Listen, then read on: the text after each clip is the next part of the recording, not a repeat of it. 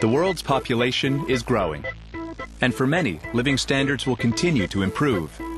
As a result, global energy demand is expected to double by 2050 when compared to 2000.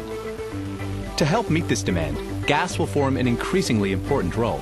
Natural gas is plentiful, and it's the cleanest burning fossil fuel. But some natural gas resources are in remote locations. Transporting the gas long distances by pipeline can be costly and impractical. The solution? We liquefy the gas by cooling it, which shrinks its volume for easier, economical, and safe transportation by ship. So how is liquefied natural gas produced? Natural gas extracted from the ground contains impurities, water, and other associated liquids. First, it is processed to clean it. It goes through a series of pipes and vessels where gravity helps separate the gas from some of the heavier liquids. Other impurities are then stripped out. The natural gas passes through a water-based solvent that absorbs carbon dioxide and hydrogen sulfide. These would otherwise freeze when the gas is cooled and so cause blockages. Next, any remaining water is removed, as this would also freeze. Finally, remaining lighter natural gas liquids, mainly propane and butane, are extracted to be sold separately or used as a refrigerant later in the cooling process. Traces of mercury are also filtered out.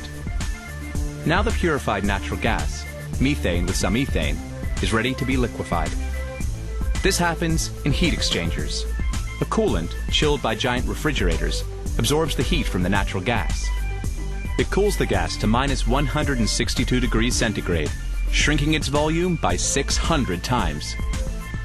This turns it into a clear, colorless, non-toxic liquid, liquefied natural gas, or LNG, that is much easier to store and transport.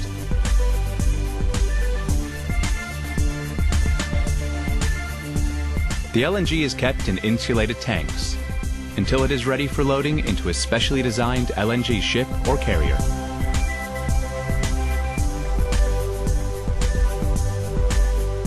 When the ship arrives at its destination, the LNG is transferred to a regasification plant where it is heated, returning it to its gaseous state.